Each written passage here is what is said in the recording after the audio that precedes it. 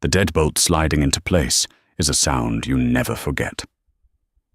For Daniel Bennett, it was the sound of ultimate control, a final, triumphant click echoing through his $3 million suburban foyer as his wife stood shivering on the porch in a freezing November downpour. He poured himself a glass of 18-year-old Macallan, convinced he had just won the ultimate marital war. He thought a night in the cold would teach her a lesson in obedience. What Daniel didn't know was that as he took his first sip of scotch, the woman on the porch was pulling out her phone, and the single call she was about to make wouldn't just end their marriage, it would systematically obliterate his entire existence. The rain was coming down in sheets, an icy, punishing deluge typical of late autumn in the wealthy enclaves of Chicago's North Shore.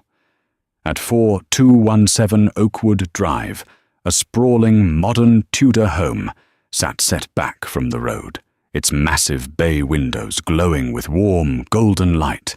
Inside, the temperature was a perfectly climate-controlled 72 degrees. Outside, it was hovering just above freezing. And outside was exactly where Rachel Bennett found herself, standing barefoot on the imported slate tiles of her own front porch. She was wearing nothing but a pair of thin cotton pajama pants and a lightweight grey cashmere cardigan. Her damp hair was already plastered to her cheeks, the icy wind cutting through her clothes like a serrated knife. She stared at the heavy mahogany front door, her mind struggling to process the sheer audacity of what had just happened. Less than 5 minutes ago, she and Daniel had been standing in the kitchen. It hadn't even started as a screaming match. It had started as a simple, terrifyingly calm question from Rachel. She had been balancing the books for their joint checking account, a chore Daniel usually insisted on handling himself, but he had carelessly left his laptop open on the kitchen island. Rachel had seen a wire transfer, $85,000, moved from their primary savings into an offshore LLC registered in Delaware, a company named Blue Horizon Holdings. When she asked him about it, Daniel didn't apologize. He didn't even attempt to invent a plausible excuse. Instead, his handsome, usually composed face had twisted into a sneer of absolute contempt.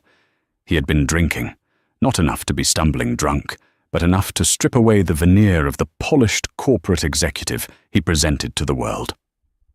"You're snooping, Rachel," he had spat, slamming the laptop shut with a sharp crack that echoed off the marble countertops.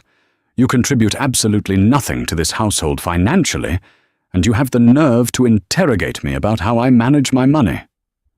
"It's our money, Daniel," Rachel had replied, her voice trembling but holding its ground. "That savings account was for the renovations. It's half mine. Where did it go?" The gaslighting began immediately. He called her paranoid. He called her ungrateful.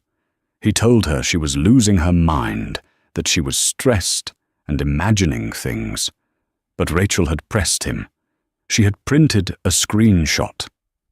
That was when the physical intimidation started. Daniel was a large man, 6'2" and broad-shouldered, a former collegiate rower who carried himself with the heavy entitlement of a man who believed the world existed to serve him. He had backed her out of the kitchen, his voice rising to a deafening roar, backing her through the hallway, past the sweeping grand staircase, all the way to the entryway. "You want to act like a crazy woman? You can go cool off like one," he had snarled, grabbing the lapels of her cardigan. He didn't hit her. Daniel was too smart for that, too aware of the legal implications of a bruise, but he shoved her roughly backward. Her bare feet slipped on the polished hardwood, and she stumbled backward through the open front door. Before she could regain her balance, the heavy mahogany door slammed shut in her face. Then came the sound. Click. The deadbolt. Followed by the electronic beep of the secondary smart lock, engaging. Rachel stood frozen in the rain for a full minute, her breath pluming in the frigid air. She pressed her hand flat against the cold, wet wood of the door. She expected him to open it. She expected this to be a cruel, fleeting scare tactic. She waited for the lock to turn, for him to pull her back inside with a mock apology, demanding she submit to his version of reality. 2 minutes passed, then 5. The motion sensor porch light clicked off, plunging her into darkness. Through the narrow sidelight window, she could see into the foyer. Daniel wasn't standing there, filled with regret. He was walking away. He moved with a relaxed, almost swaggering gait toward his study. She watched him walk over to the wet bar, select a crystal tumbler, and pour himself a generous measure of his favorite single malt scotch. He sank into his leather armchair, entirely unbothered, gazing into the gas fireplace. He had actually done it. He had locked his wife out in a freezing storm, without a jacket, without her keys, without her wallet. The cold was beginning to seep into her bones, causing her jaw to tremble uncontrollably. A normal person in her situation might have panicked. A normal person might have started banging on the door, weeping, begging to be let back in. They might have run across the sprawling lawn to the neighbors, the Gables, sobbing and asking to use their phone to call the police. But Rachel didn't cry. The shock was rapidly dissolving, replaced by an emotion she hadn't allowed herself to feel in the 7 years she had been married to Daniel Bennett. It was a cold, crystalline, absolute rage. She reached into the pocket of her cashmere cardigan. Her fingers, stiff and pale from the cold, brushed against the cold metal of her smartphone. She had instinctively grabbed it off the kitchen counter when Daniel started backing her toward the door. She pulled it out. The screen illuminated her wet, pale face in the darkness of the porch. The battery was at 72%. Rachel looked through the window one last time. Daniel was laughing at something on his phone, probably texting his mistress. Yes, Rachel knew about Clara. She had known about the 26-year-old junior accounts manager for 6 months. She had chosen to stay silent, quietly gathering evidence, biding her time, trying to figure out the most surgical way to untangle her life from this monster. Daniel thought he had married a meek, middle-class art history major who was entirely dependent on his 6-figure salary. He thought he was the undisputed king of the castle. You have no idea, Rachel thought, the freezing rain mixing with a single tear of pure, liberated adrenaline running down her cheek. You have absolutely no idea whose house you are sitting in. She turned her back on the mahogany door and stepped off the porch into the pouring rain. To understand the sheer magnitude of the mistake Daniel Bennett had just made, one had to understand the intricate web of lies that formed the foundation of their marriage. Daniel was the senior vice president of acquisitions at a formidable Chicago logistics firm named Apex Financial. He was a man who worshipped at the altar of his own ambition. He drove a slate-grey Porsche Panamera, wore bespoke suits imported from Italy, and spent his weekends schmoozing with local politicians and minor celebrities at the Oak Brook Polo Club. He was entirely self-made, or so he loved to remind everyone. He had clawed his way up from a lower middle-class upbringing in Ohio, and as a result, he viewed wealth not just as money, but as a weapon. It was a tool to dominate, to control, and to demand submission from those around him. When he met Rachel 7 years ago at a charity gala, he saw the perfect accessory. Rachel was stunning, but quietly so.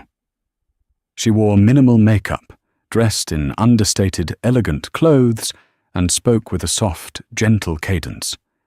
She told him she worked at a small, independent art gallery downtown. She lived in a modest apartment. She seemed entirely unimpressed by his flashy car and his bragging about his stock portfolio, which only made Daniel want to conquer her more. He courted her aggressively. He showered her with expensive dinners, weekend trips to Aspen, and grand romantic gestures. When he finally proposed, he did it with a 3-carat diamond ring, expecting her to weep with gratitude. She had said yes, but her reaction was composed, steady. Daniel had chalked it up to her being overwhelmed by her good fortune. He had saved her from a life of mediocrity. Throughout their marriage, Daniel cultivated a dynamic of total financial control. He insisted Rachel quit her job at the gallery. "I make more than enough for both of us, darling. Why stress yourself?" And took over all their accounts. He gave her a generous allowance, but he monitored every penny she spent. He needed her dependent. He needed her to know that the roof over her head, the food on her plate, and the clothes on her back existed solely because of his brilliance. But Daniel's arrogance had blinded him to the most basic rule of predators. Never assume you are the most dangerous creature in the room. Rachel was not a middle-class art history major. Her maiden name was not Rachel Smith, as it appeared on the forged background documents she had meticulously created in her 20s. Her real name was Rachel Kingston. She was the youngest daughter of Jonathan Kingston, the notoriously reclusive billionaire founder of Kingston Global, a massive international conglomerate that owned everything from commercial real estate portfolios in Dubai to shipping fleets in the Pacific. The Kingston family wealth was old, vast, and completely off the grid of public Forbes lists. Rachel had grown up suffocated by that wealth. She had watched money tear her family apart, turn her siblings into paranoid sociopaths, and attract a never-ending swarm of sycophants and gold diggers. In her mid-20s, desperate for a normal life, she had struck a deal with her father. She wanted to disappear. She wanted to live as an ordinary person, to find someone who loved her for her mind and her heart, not her trust fund. Her father, surprisingly understanding, had agreed, but on one condition. She would remain under the quiet, invisible protection of the family's wealth. The apartment Daniel thought she rented when they met? She owned the entire building. The art gallery she worked at? A tax write-off fully funded by a Kingston Shell Corporation. And the $3 million modern Tudor home on Oakwood Drive that Daniel proudly boasted about buying for them. The home where he had just locked her out. Daniel hadn't bought it. 3 years ago, when Daniel was desperate to move into the prestigious neighborhood to impress his bosses, he had been rejected for the massive mortgage. He was over-leveraged, swimming in hidden debt from bad crypto investments. Rachel had quietly intervened. She had a Kingston proxy firm purchase the house in cash. They then created a fake leasing agreement, disguised as a rent-to-own mortgage, through a fictitious bank. Daniel Bennett had been writing a monthly mortgage check for 3 years to a bank that did not exist. Every cent of his mortgage went directly into a charitable trust fund for stray animals set up in Rachel's name. He didn't own a single brick of the house he was currently sitting in. Inside the house, oblivious to the storm both outside and the one about to crash down upon his life, Daniel poured himself a second glass of Macallan. He pulled out his phone and opened a secure messaging app. He navigated to his conversation with Clara. Daniel. Finally got some peace and quiet. The ball and chain is throwing a tantrum outside. Thinking about you. Clara. Outside. Is it raining? You're so bad, Daniel. When are you going to drop the dead weight? Daniel. Soon, babe. Just moving some final pieces around. I transferred the $85,000 to the Blue Horizon account today. The down payment for the condo is secure. Once the divorce papers are served, she won't be able to touch a dime of it. She's completely clueless. He smiled, leaning back in his chair, the firelight dancing across his smug features. He felt like a master chess player, moving pawns across the board. He had his beautiful, young mistress. He had his stolen money. He had his prestige. and he had successfully put his nagging wife in her place. He took a slow, deeply satisfying sip of the scotch. It tasted like victory. Rachel walked across the wet grass, the freezing mud seeping between her bare toes. She bypassed the sprawling, heated garage where Daniel's beloved Porsche was parked and headed for the side driveway. Parked there, exposed to the elements, was her car. A 5-year-old, unremarkable beige Volvo station wagon. Daniel hated the car. He said it embarrassed him when the neighbors saw it. He had offered to buy her a Range Rover, but Rachel had insisted on keeping the Volvo. She liked it. It was practical. It also had reinforced bullet-resistant glass and a military-grade satellite communication system hidden beneath the dashboard, a non-negotiable safety requirement from her father's security team. She opened the door and slid into the driver's seat. She slammed the door shut, instantly cutting off the roar of the wind and rain. The interior of the car was freezing, the leather seats biting into her damp pajamas. Her fingers were shaking so violently she could barely operate the ignition. She pushed the start button, and the engine purred to life. She cranked the heat to maximum, holding her numb, blue hands over the vents, waiting for the warm air to start flowing. She sat there in the dark for a long time. The streetlights illuminated the heavy rain pounding against the windshield. 7 years. She had given Daniel Bennett 7 years of her life. She had played the part of the devoted, supportive wife flawlessly. She had cooked his meals, organized his social calendar, ironed his shirts, and swallowed his daily microaggressions and condescending remarks. She had truly tried to make it work, holding on to the delusion that beneath his arrogance was the charming man she had met at the gala. But tonight, the illusion shattered completely. The physical shove, the lockout, the theft of their joint money to fund his exit strategy with a 26-year-old. It was the final, undeniable proof. Daniel was not a flawed man trying his best. He was a parasite. And Rachel Kingston didn't tolerate parasites. She picked up her phone. She unlocked it and swiped past her usual contacts. The local PTA moms, the florist, the dry cleaner. She opened a hidden, encrypted application buried deep in the phone's operating system. It required a 12-digit passcode, followed by a biometric retina scan. The screen turned a stark, glowing crimson. A single contact name appeared on the screen. Gregory Blackwood. Gregory Blackwood was not a hitman. He was something much more terrifying.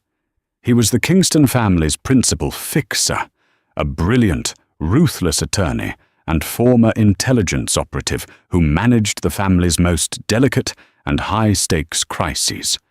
He commanded an army of forensic accountants, cybersecurity experts, and private investigators. His job was to protect the Kingston Empire and destroy anyone who threatened it. Rachel hadn't spoken to Gregory in 5 years. The last time they spoke was when he had secured the fake mortgage for the Oakwood Drive house. He had warned her then that Daniel was a grifter. She hadn't listened. She pressed the call button. It rang exactly once. "Rachel," a deep, impossibly calm voice answered. No pleasantries, no surprise, just immediate attention. "Gregory," Rachel said, her voice dropping its usual soft, melodic tone. The tremor of the cold vanished, replaced by a cold, hardened steel that sounded terrifyingly like her billionaire father. "I'm sorry to wake you." "I am never asleep when a Kingston calls," Gregory replied smoothly. "Where are you? Your GPS beacon shows you are outside the primary residence, stationary. Are you in danger?" "I'm in the Volvo," Rachel said, staring through the rain-streaked windshield at the glowing windows of the house. "Daniel locked me out. It's 34 degrees and raining. I'm in my pajamas." There was a profound silence on the other end of the line. When Gregory spoke again, the calm veneer remained, but the underlying tone was lethal. Understood. I am dispatching a private security team to your location now. They will breach the residence and secure him. A medical unit will— No, Rachel interrupted sharply. Call them off, Gregory. I don't want him touched. I don't want a physical altercation. Rachel, the man put hands on you and locked you in a freezing storm. He has crossed the red line. Your father gave me explicit instructions. My father is not managing this. I am, Rachel said. She took a deep breath of the warming air from the car's vents. Physical violence is too good for him. Gregory? He thinks he's a master of the universe. He thinks he holds all the cards. I want his universe dismantled, brick by brick. I want him to wake up tomorrow morning and realize he doesn't exist anymore. She heard the faint, rhythmic sound of Gregory typing on a mechanical keyboard in the background. I see. We are moving from containment to scorched earth. What are your parameters? I want Protocol Omega initiated, Rachel said, the words tasting like ash and iron in her mouth. Protocol Omega, Gregory repeated.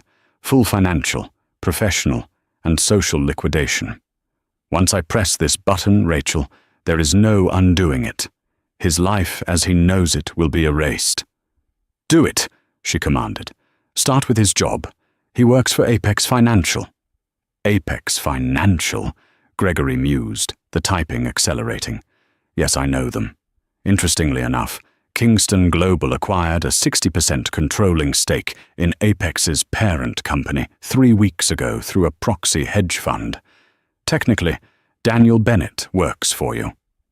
A dark, humorless smile touched Rachel's lips. Fire him. Effective immediately. For cause.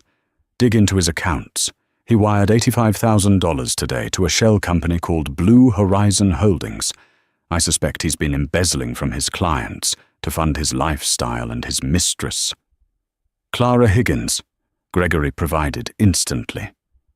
Yes, we've been monitoring his communications with her for 6 months, per my standard security protocols. I have the wire transfer details on my screen right now. It was incredibly sloppy. He routed it through a server in the Cayman Islands, but the IP address traces back to his work laptop. That is federal wire fraud, Rachel. Freeze his accounts, Rachel ordered. All of them. His checking, his savings, his 401k, his secret crypto wallets.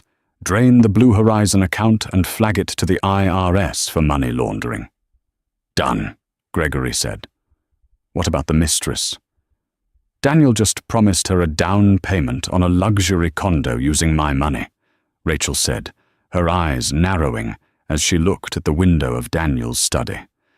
Send Mrs. Higgins's husband an anonymous, untraceable file containing every text, every photo, and every hotel receipt Daniel has ever sent her.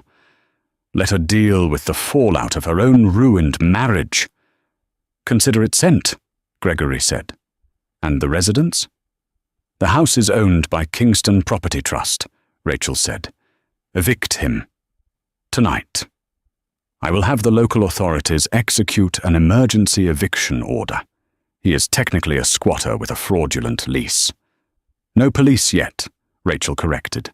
I want to watch the house fall down around him first. Just cut the utilities. Power, water, gas, internet, everything. Shut it down. The grid operator is a subsidiary of ours. I am accessing their mainframe now, Gregory said. Rachel, a security detail is still en route to extract you. You cannot stay in the car. Tell them to park at the end of the block and wait, Rachel said. I'm not leaving. I want a front row seat. Very well. Commencing Protocol Omega. Good hunting, Rachel. The line clicked dead.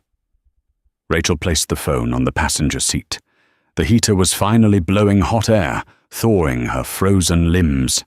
She leaned back against the headrest, folded her arms, and fixed her gaze on the glowing windows of the $3 million house. Inside, Daniel Bennett was laughing. 5.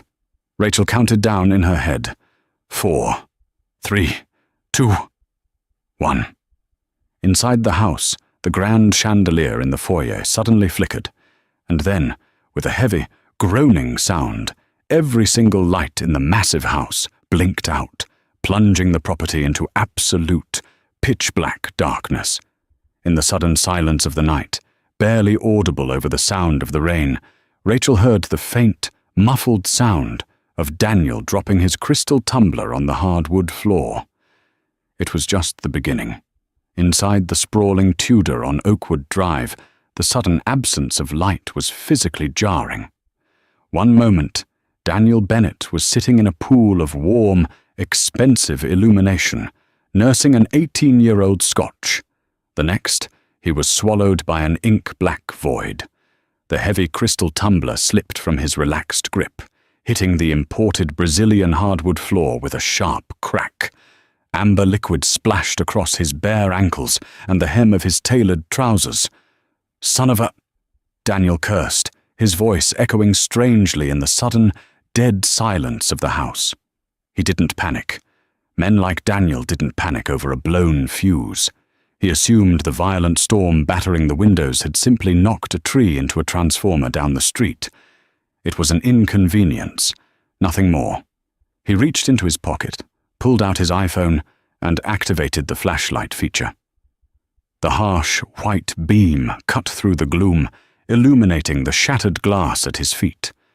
He stepped over the mess and navigated out of his study, the beam of his phone sweeping across the high ceilings and expensive artwork he had meticulously curated to project an image of generational wealth. He walked down the main hallway toward the mudroom, where the primary electrical panel was located. He opened the grey metal door of the breaker box. Not a single switch was tripped. They were all uniformly aligned in the on position. Frowning, Daniel tapped his phone screen to check the time. It was 11:14 p.m. He navigated to his utility app, fully expecting to see a widespread outage map covering the entire North Shore area. But as the app tried to load, the little loading circle spun endlessly. He glanced at the top right corner of his screen. His cell service, which usually boasted a flawless 5G connection, now displayed a blinking SOS symbol. No service. Cheap garbage, he muttered, assuming the storm was interfering with the cell towers. He walked back into the kitchen, his irritation mounting. It was fine. He had planned for this. When he had purchased the house, he had insisted on installing a top-of-the-line, whole-home standby generator. It was supposed to detect a power loss and kick on automatically within 10 seconds. It had been nearly 3 minutes, and the house remained dead. Daniel marched to the back door, unlocked it, and stepped out onto the covered patio. The wind whipped rain into his face, instantly soaking his expensive shirt. He shined his flashlight toward the side of the house where the massive, commercial-grade generator sat. He marched over to it, shielding his phone from the rain, and flipped open the control panel. The digital display was completely dark. He pressed the manual override switch. Nothing. He tried to prime the engine. Silence. It was as if the machine had been totally disconnected from its fuel source, which, technically, it had. Miles away in a secure server room, Gregory Blackwood's cyber team had breached the smart home network Daniel was so proud of, manually overriding the digital gas valves and shutting off the fuel supply to the property. Shivering, Daniel retreated back inside, locking the door behind him. The temperature in the house was already dropping. The radiant floor heating, which usually kept the hardwood pleasantly warm against his feet, was rapidly cooling into slabs of ice. He went to the kitchen sink, intending to grab a paper towel, wet it, and wipe the spilled scotch off his leg. He turned the polished chrome faucet. A brief, pathetic hiss of air sputtered from the aerator, followed by a few muddy drops of water. Then, nothing. Daniel aggressively cranked the handle back and forth. No water. He tried the filtered water dispenser on the refrigerator. Dead. The annoyance finally curdled into a genuine sense of unease. A power outage was one thing. A simultaneous failure of the water main, the backup generator, and the cellular network was something else entirely. It felt profoundly unnatural. He walked to the front living room and peered through the bay window. He expected to see the entire street plunged into darkness. Instead, he saw the Gables' massive colonial house directly across the street glowing brightly. Their porch lights were on, and he could see the flicker of a television through their upstairs window.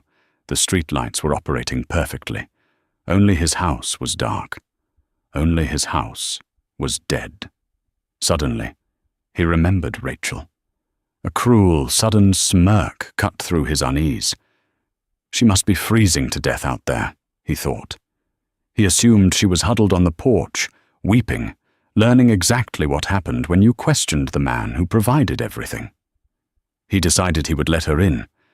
He would open the door, demand an apology, and then make her clean up the broken glass in his study in the dark. He walked to the foyer, the beam of his phone bouncing off the walls. He unlocked the deadbolt, the mechanical click loud in the silent house, and pulled the heavy mahogany door open. "All right, Rachel, you've made your point," he started, his voice dripping with condescension. He stopped. The porch was empty. He swept his flashlight across the slate tiles. Nothing but pooling rain.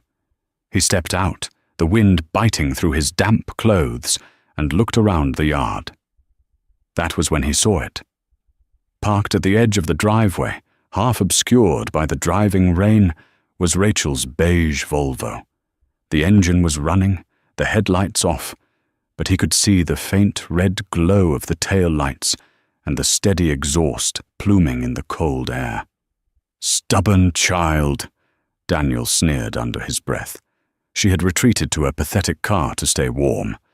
Let her sleep in the driveway, he decided. Let her wake up with a stiff neck and a newfound respect for his authority. He slammed the front door shut, throwing the deadbolt once more.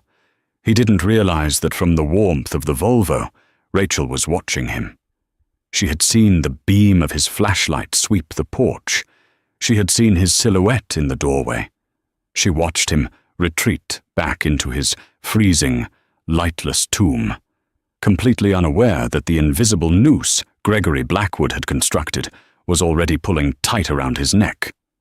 By 2 a.m., the temperature inside the Oakwood Drive house had plummeted to 45 degrees. Daniel Bennett was curled on the leather sofa in his study, wrapped in 2 heavy down comforters he had dragged down from the master bedroom. He couldn't sleep. The silence of the house was oppressive, broken only by the relentless drumming of the rain against the glass. He felt entirely isolated, cut off from the world he usually dominated. His personal iPhone had died an hour ago, drained by his constant, frantic attempts to find a cellular signal. He was staring at the ceiling, trying to convince himself that he would simply call a contractor in the morning and bill the emergency repairs to his corporate expense account, when the room was suddenly bathed in a harsh, blue light. Daniel bolted upright, throwing off the comforters. On his mahogany desk, his secondary device, a heavily encrypted, corporate-issued smartphone that ran on a dedicated satellite network for international business, had suddenly illuminated. He scrambled off the sofa, his bare feet stinging against the freezing floor, and snatched the phone. It had a signal, a perfect, full-bar connection. The screen displayed a single, urgent notification. An email from the Apex Financial Executive Human Resources Department. Daniel unlocked the phone, his thumb slightly numb from the cold. He opened the email. The subject line was in all caps, a glaring red flag in corporate communication. Subject: immediate termination of employment and revocation of access. Daniel's breath caught in his throat. He read the first paragraph, his eyes darting frantically across the small screen. Dear Mr. Bennett, effective immediately, your employment as Senior Vice President of Acquisitions at Apex Financial is terminated for cause. Following an internal audit initiated by our parent holding company, we have uncovered irrefutable evidence of gross financial misconduct, breach of fiduciary duty, and the unauthorized diversion of client funds into offshore entities. Please be advised that all corporate access, including email, intranet, and physical building access, has been permanently revoked. Furthermore, Apex Financial's legal counsel has formally notified the Federal Bureau of Investigation and the Internal Revenue Service regarding the wire transfer of $85,000 to the entity known as Blue Horizon Holdings. Daniel stopped breathing. The blood drained from his face, leaving him pale and clammy in the blue light of the phone. How? He had executed that transfer mere hours ago. He had used a secure VPN.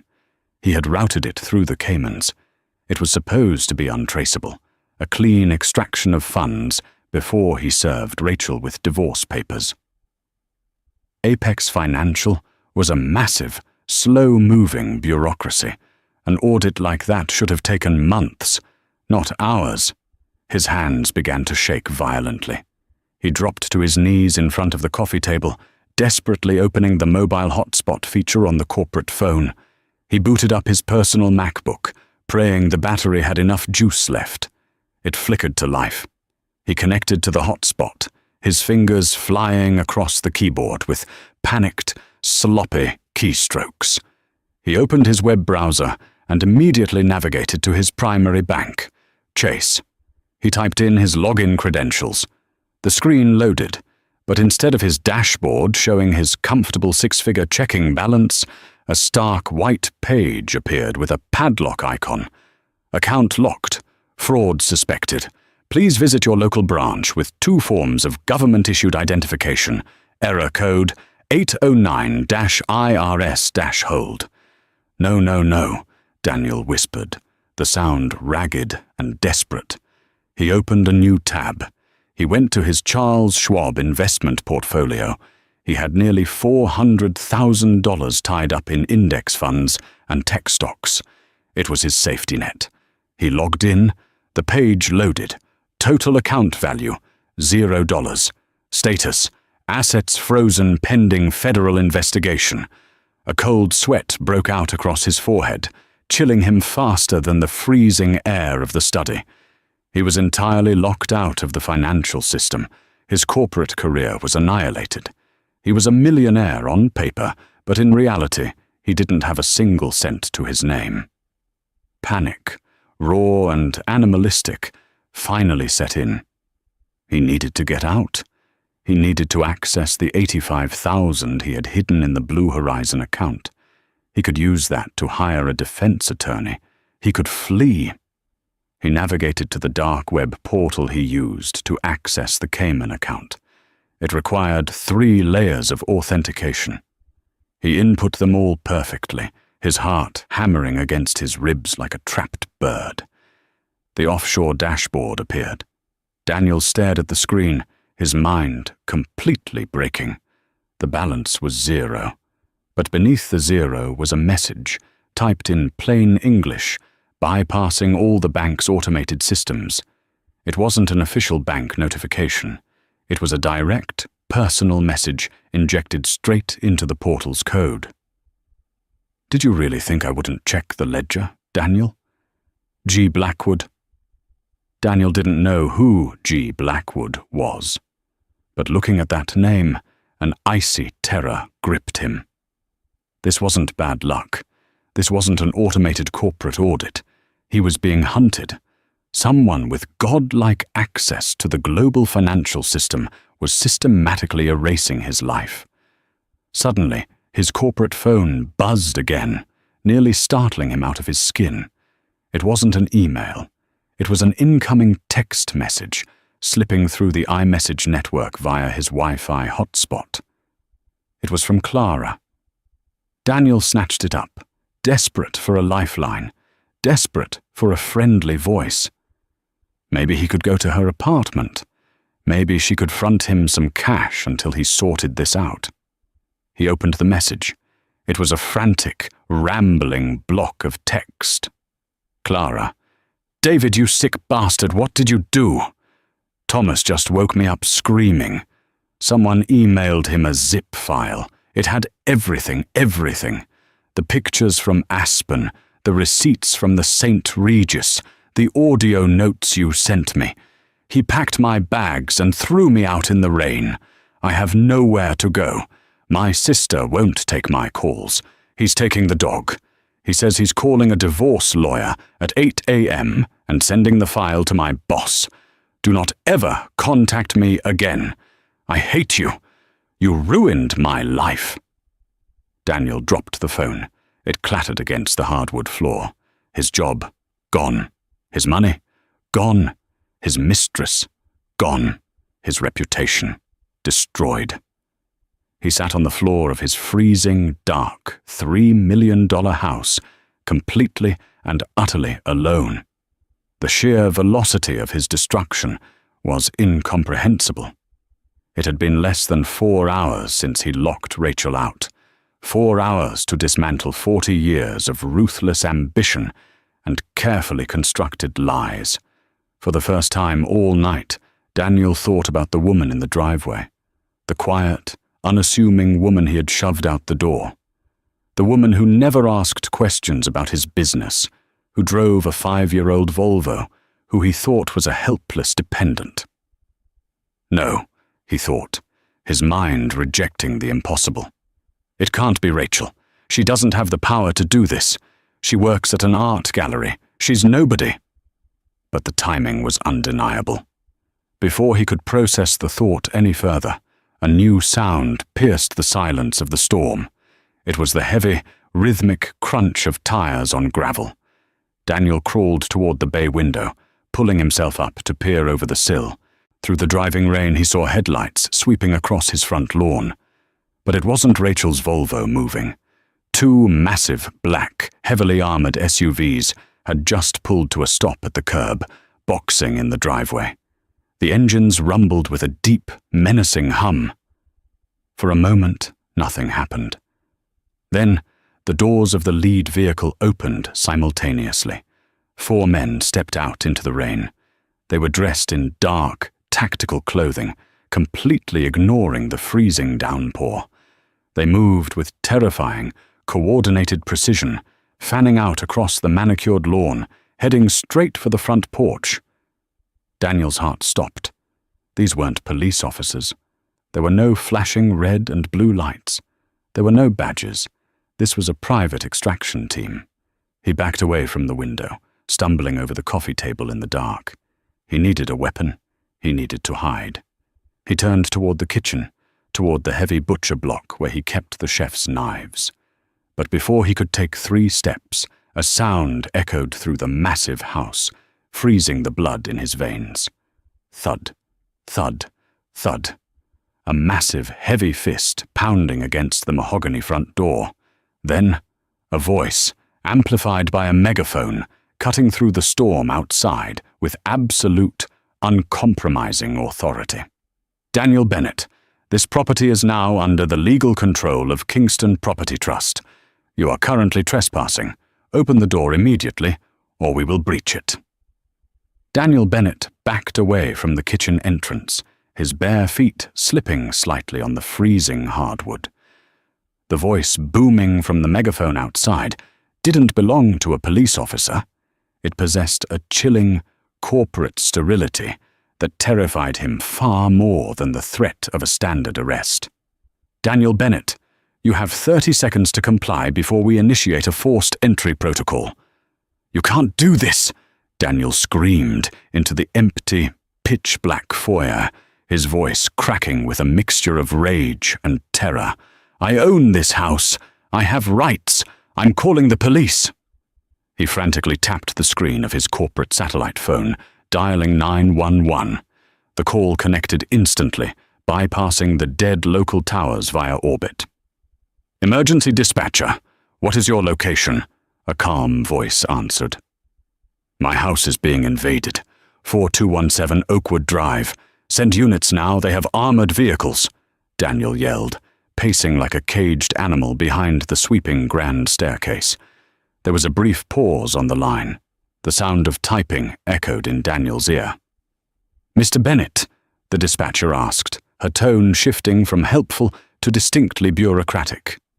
"We have a log from the Kingston Property Trust regarding that address. An emergency, court-ordered eviction is currently underway, executed by a licensed private security firm due to fraudulent tenancy. Local law enforcement has been instructed to stand down and observe only. Sir, for your own safety, I advise you to open the door and comply with the property owners." The line clicked dead. Daniel stared at the phone. Fraudulent tenancy? Property owners? The words swirled in his mind, nonsensical and completely devastating. Before his brain could process the fact that the local police had just abandoned him, a deafening mechanical whine erupted from the front porch. They weren't using a battering ram. They were using a hydraulic spreader, the kind firefighters use to pry open crushed vehicles. Crack! The sound of the reinforced door frame splintering echoed like a gunshot. The heavy deadbolt Daniel had so triumphantly slid into place hours ago tore through the imported mahogany like a hot knife through butter. With a final agonizing groan of tearing wood, the massive front door swung violently open, slamming against the foyer wall. 4 blinding, 1,000-lumen tactical flashlights pierced the darkness, crisscrossing the foyer and pinning Daniel against the wall beneath the staircase. "Hands where we can see them, Mr. Bennett," a voice commanded. A tall man stepped into the light, lowering his flashlight slightly so it didn't completely blind Daniel, though the glare remained blindingly oppressive. He wasn't wearing a ski mask or SWAT gear. He wore a high-end, waterproof tactical jacket with an earpiece discreetly coiled around his ear. His name tag simply read, "Harrison." "What is the meaning of this?" Daniel demanded, trying to inject some of his usual corporate authority into his voice. It failed miserably. He was standing in wet pajama pants, shivering violently, backed into a corner. Harrison ignored the question. He reached inside his jacket and pulled out a thick, waterproof manila envelope, extending it toward Daniel.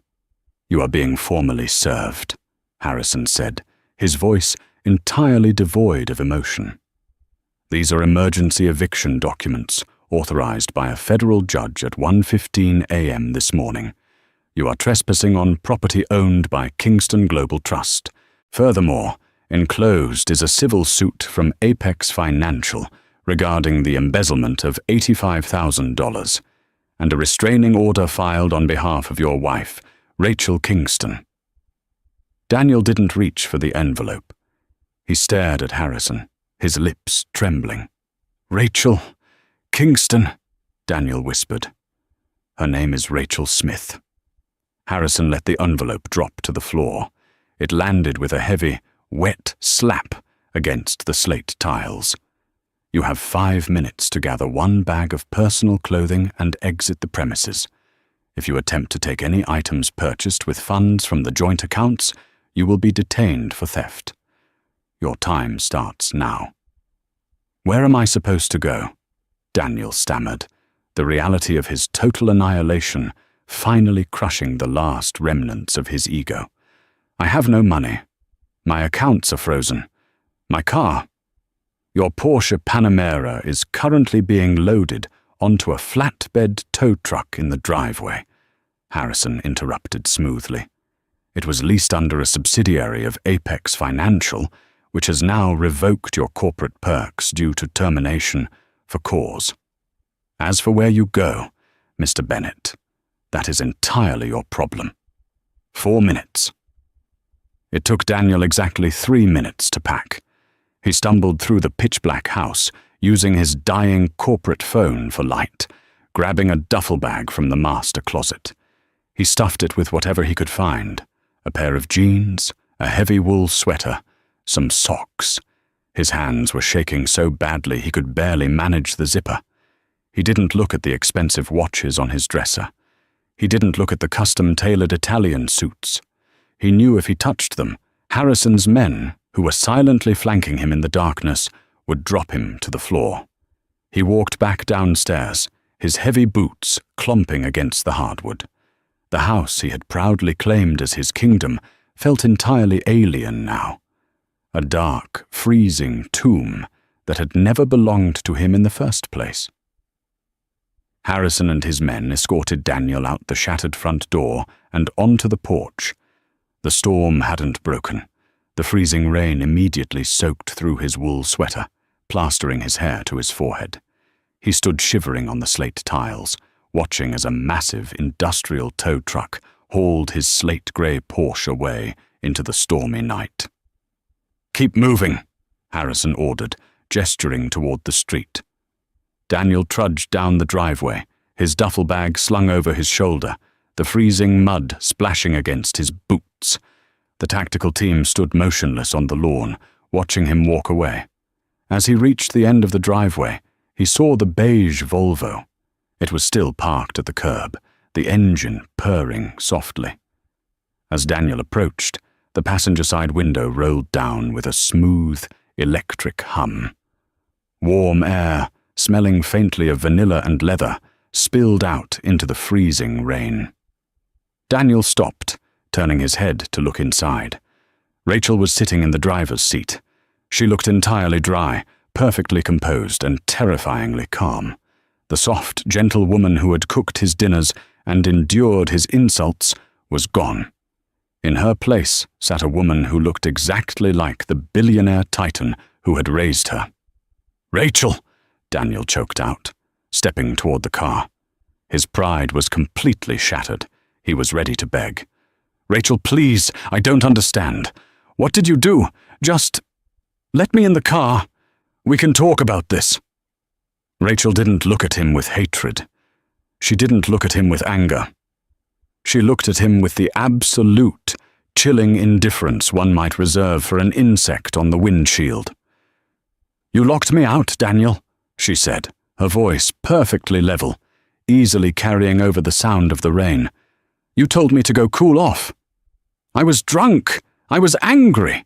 You were snooping," Daniel pleaded, gripping the strap of his duffel bag until his knuckles turned white. "You took my job. You took my money. You took my house." "I didn't take anything," Rachel corrected him smoothly. "I simply stopped protecting you from your own mediocrity. The house was mine. The job at Apex was granted because of my father's influence. The money you stole was mine. I gave you the illusion of power because I wanted a peaceful life, and you used that illusion to try and break me." Daniel stared at her, the rain running down his face, mixing with tears of absolute humiliation. He had spent 7 years believing he was the master of a universe that she had quietly purchased for him. "Clara sent me a message," Daniel whispered, his voice cracking. "She's gone. Everything is gone. I have nothing, Rachel. I have absolutely nothing." "You have your duffel bag," Rachel said, "and you have a long walk to the train station. I suggest you start moving. The temperature is supposed to drop below freezing by dawn." "Rachel, please." She pressed a button on the console. The tinted glass of the passenger window smoothly rolled up, cutting off his pleas, trapping him once again in the freezing, deafening roar of the storm. Daniel stood paralyzed in the street, watching as the Volvo's transmission engaged. The station wagon pulled smoothly away from the curb, its red tail lights glowing brightly as it disappeared down the affluent, tree-lined street, leaving him entirely alone in the dark. He looked back at the house.